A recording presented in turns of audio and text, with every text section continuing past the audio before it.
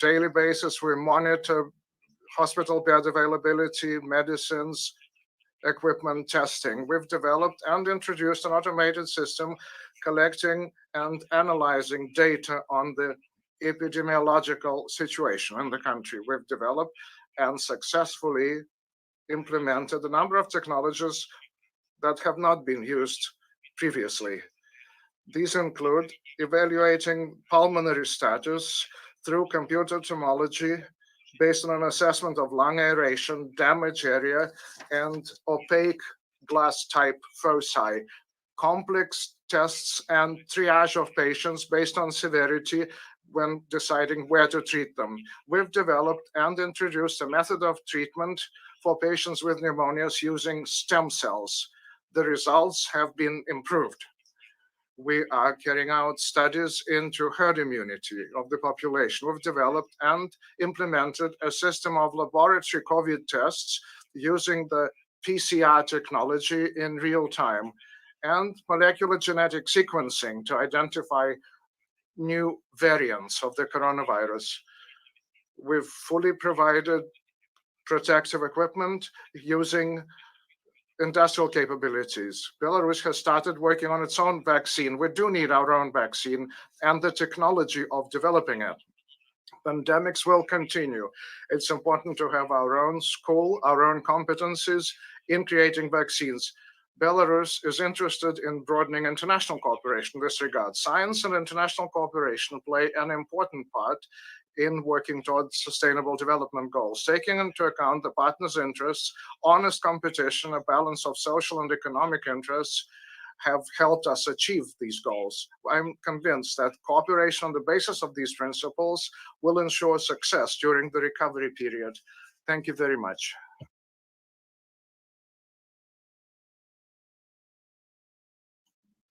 Thank you, Excellency. Now I give the floor to our next speaker, the Minister of Higher Education, Science, Research and Innovation of Thailand. His Excellency Anek Rautambaes, the floor is yours.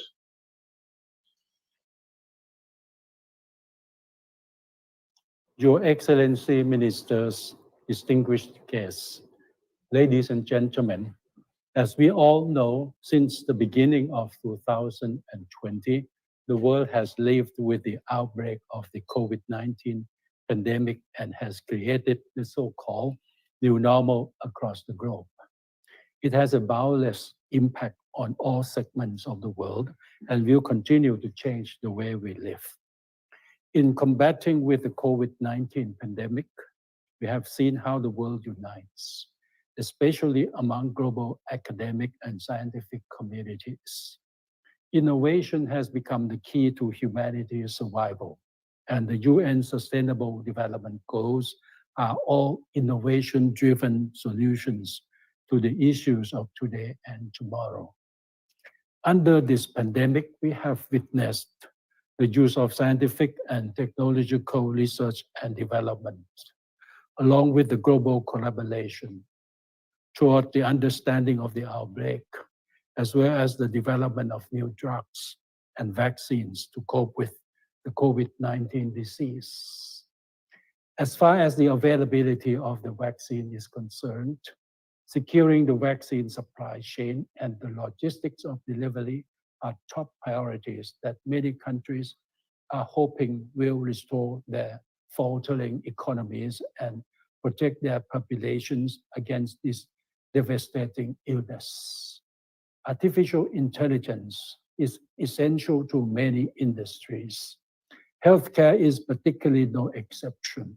Therefore, international R&D collaborations, such as this forum, are key sustainable and resilient COVID-19 recovery.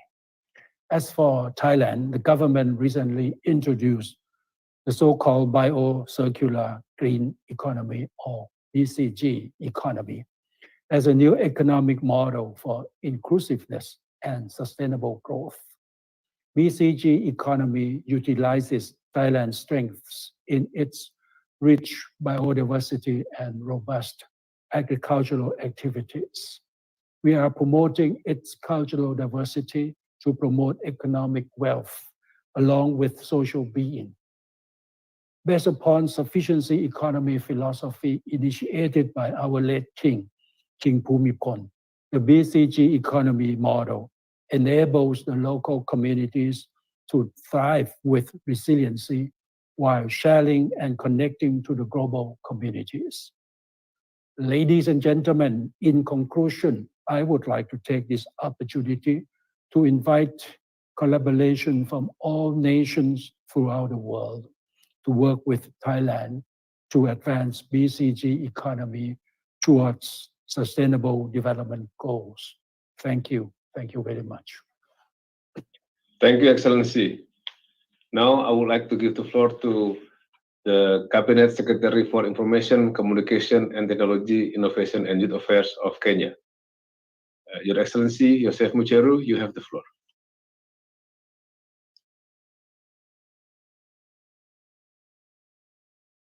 Ladies and gentlemen, science and technology and innovation is an important enabler in revolutionizing and facilitating comparative advantages and competitiveness of global economies today.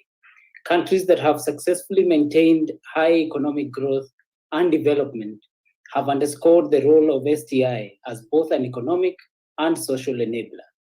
The Kenya government has over the years prioritized science and technology and innovation in all the long-term development goals of the country.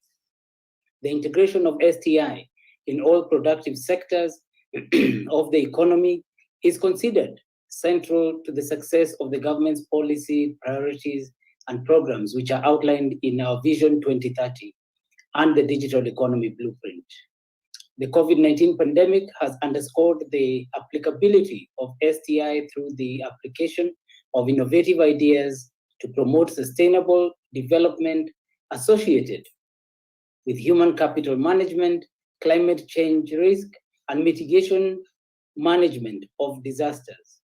This has inspired new avenues of development, employment, productivity, efficiency, and enhanced economic growth. In our policies and programs, we have the digital literacy program, where we have distributed to 21,600 schools, these primary schools, devices that they can use to be able to connect using the internet and be able to learn. We've at the same time introduced 2 local device assembly plants that have established the development and role in the growth of the sector.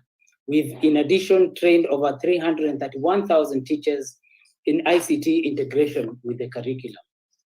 The government has also invested heavily in digital infrastructure to enable storage and exchange data through a centralized communication system, enhance connectivity, and secured information.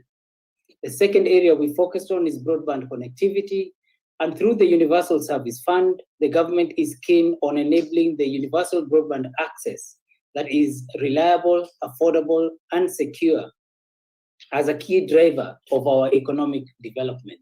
And more specifically, the government seeks to provide basic mobile services to underscore all subsectors, and through the Education Broadband Project to provide internet bandwidth to public secondary schools. A spectrum access framework has also been put in place. On the third, we have the STI and Information Bill, and the development of this bill is at an advanced stage. So I want to thank you for giving us the opportunity as Kenya to present. Good evening for everybody. Thank you. Thank you, Your Excellency. Now, I'd like to give the floor to our next speaker, the Minister of Science and Technology of Pakistan. Your Excellency, Shibli Faraj, you have the floor.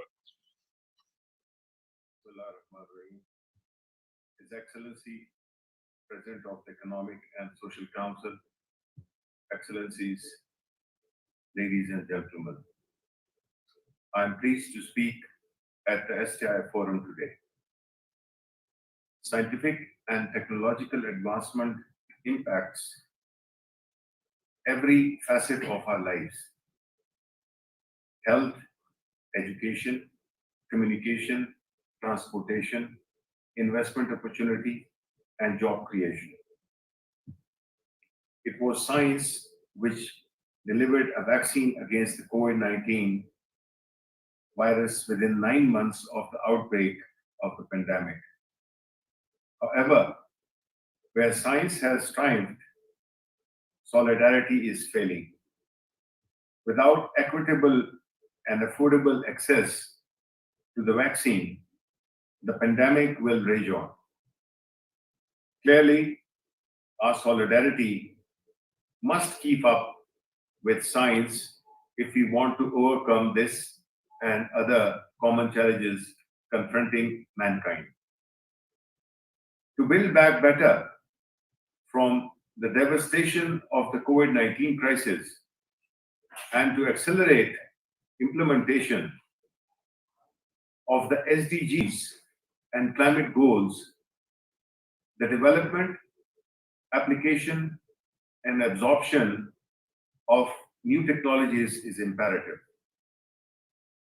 Science and technology solutions offer opportunities for the developing countries to embrace modern and advanced development. For this purpose, it is essential that the results of scientific research and innovation be as widely available as possible to all countries. Only thus can we ensure that no one is left behind. Our priorities thus should include: first, align intellectual property regime with SDGs. We need to review thousands of open source technologies. Some of these technologies are existing and emerging, could be especially important in advancing the SDG goals. To this end, we should develop a database of such open source technologies and make it accessible to all, especially the developing countries. Second, we should identify the scientific and technological breakthroughs that could advance the achievement of the SDGs and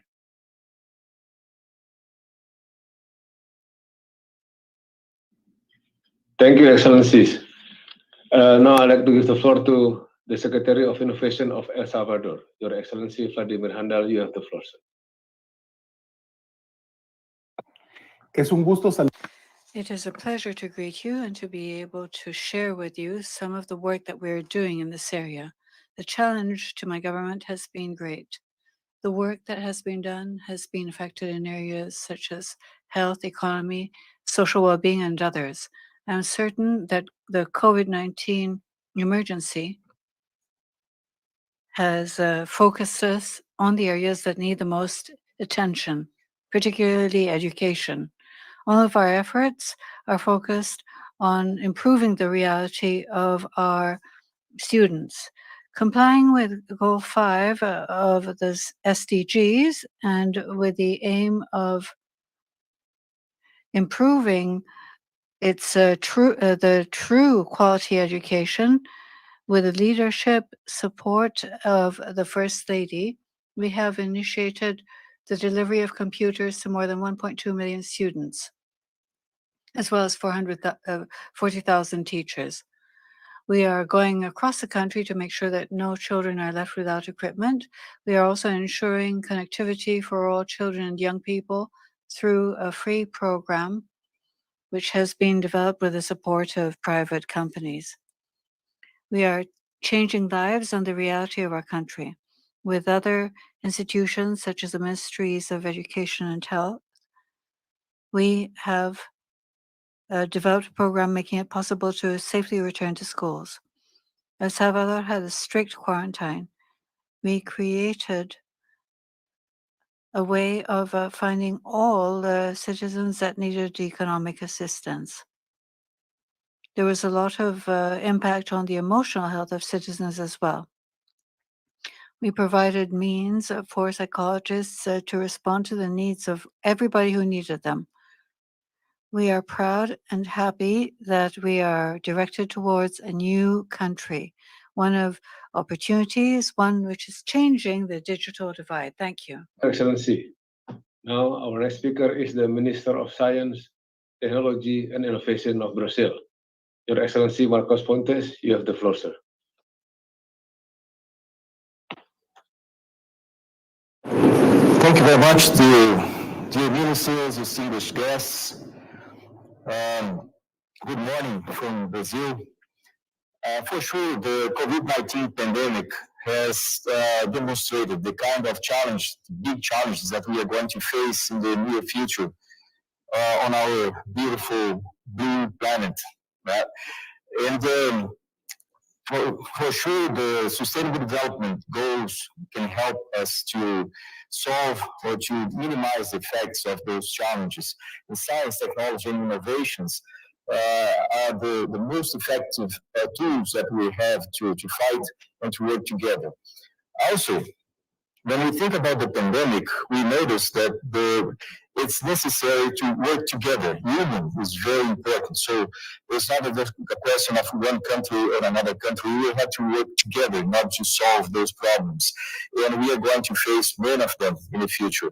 I'd like to give some examples about what we are doing here in Brazil in terms of sustainable development goals that can be applied to very concrete actions here in Brazil. First of all, based on my background, you can see how important is this subject for me. And the first thing that we did when we started here was to establish sustainable development as one of our priorities in terms of development of technologies here in Brazil. And that describes some of the actions here. First of all, sustainable development goal number 3 in terms of health, good health and well-being. We've been working here in Brazil on developing vaccines in the national scientific community, also medications that can be shared with all the other countries that we need at this time, not only here in South America, but throughout the world. In clean water and sanitation, so SDG 6, we have several technologies being developed for the semi-arid region here in Brazil to provide clean water, and also in terms of sanitation, new technologies for sanitation. In terms of industry innovation and infrastructure, so SDG 9, we've been working in artificial intelligence, Internet of Things, and other technologies that can help the development of Industry 4.0 here in Brazil, including smart cities. Actually, this is the next one, so SDG 11, Sustainable Cities and Communities. We have a very strong community working on smart cities, also systems for monitoring and preventing these disasters, natural disasters. From the Sustainable Development Goal number 13, climate action. So we have several actions, not only in the Amazon region for sustainable development activities there, as well as monitoring and the establishment of several labs inside for to analyze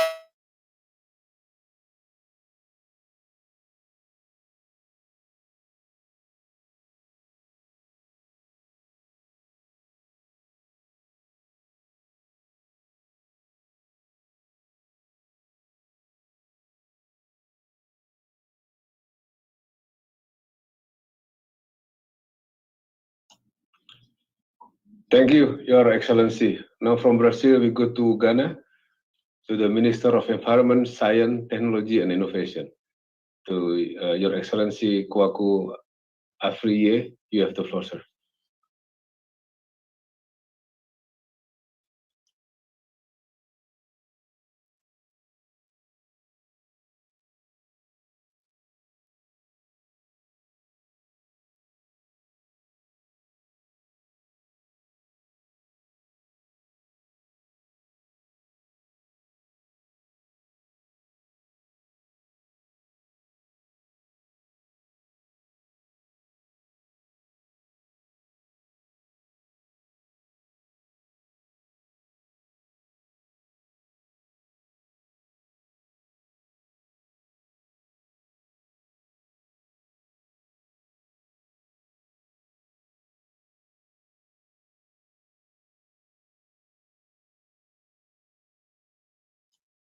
Perhaps the Honorable Minister is not ready yet.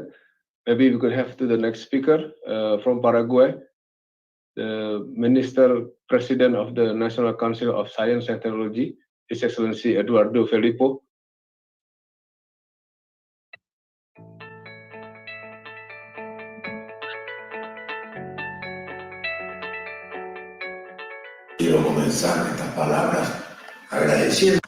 I would like to begin by thanking you for inviting me to participate today. On science and technology's role today, more than ever, must be one of the most important issues for countries. The development of science is leading us to more direct participation. Paraguay is making greater efforts than in the past. We have a program that has been running for the past 6 years with a budget of over $100 million. We have a great interest in science being developed in Paraguay, can be exchanged on a regional basis so that other countries can participate together with us. We are pushing for our science to focus on the most important areas for development. For example, agriculture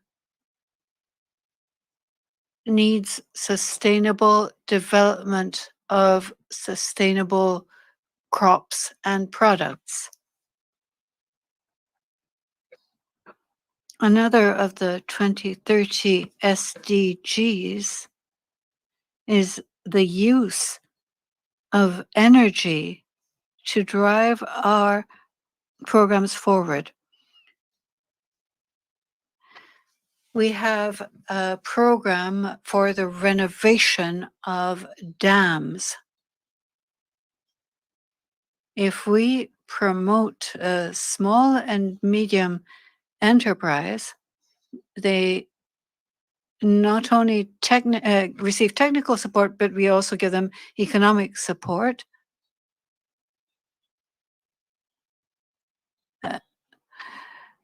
International organizations and more developed countries can come to work with us as a less developed country.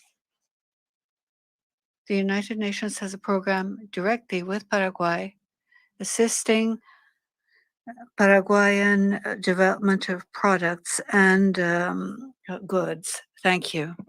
Now we go to the next one, the speaker, Minister for the World Expo 2025, Minister of State for the Intellectual Property Strategy, and Minister of State for Science and Technology Policy from Japan.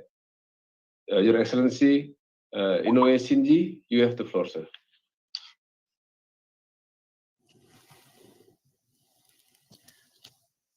Excellencies, distinguished delegates, my name is Inoue Shinji, Minister of State for Science and Technology Policy of Japan. First, I would like to convey my deep gratitude to the UN ECOSOC, UNDESA, and other UN agencies for hosting this forum. Also, I would like to thank the members of the 10-member group for their great dedication to this meeting. Today, I would like to briefly touch on Japan's 6th Science, Technology, and Innovation Basic Plan, authorized in March. This will serve as the 5-year blueprint from this year. One main feature is realization of Society 5.0. Since the G20 Osaka Summit in 2019, Japan has been emphasizing the importance of creating an STI4 SDGs roadmap to the world. That is, the basic plan itself is relevant to Japan's STI for SDGs roadmap. Society 5.0 embraces the concept of SDGs and intends to achieve economic growth as well as solution to social issues. In this initiative, Japan is working for STI for SDGs to address concrete social challenges together with UN organizations. Specifically, as a part of the UN Global Pilot Program, a project in the agriculture sector in Kenya has just started in this April. The project has been supported through Japan's contribution to the World Bank. Also, Japan has supported UNDP's project in India, Malawi, the Philippines, Turkey, and Vietnam this year.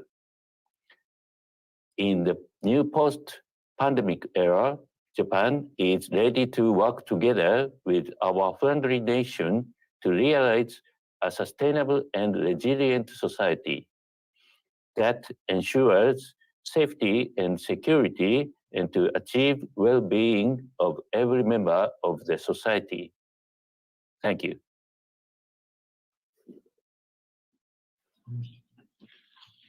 Thank you, Your Excellency. Now we have the Minister of Higher Education of Zambia, His Excellency Mr. Brian Musimba. You have the floor, sir. The harnessing and judicious application of science, technology, and innovation creates the basis for realizing solutions so that the many challenges being faced by the people, in addition to fostering socio-economic development, can be achieved. Therefore, Zambia has created the necessary environment for the harnessing and application of the STI for socio-economic development through development of science, technology, and innovation policy of 2020, National Research Agenda, and the National Industrial Policy, among other interventions which are aligned to the attainment of the Sustainable Development Goals. However, the country is alive to the fact that to attain socio-economic development through the application of STI, there is need to leverage on cooperation and networking in the STI, more so that the world has become a global village in which nations depend on one another to break the frontiers that impede development.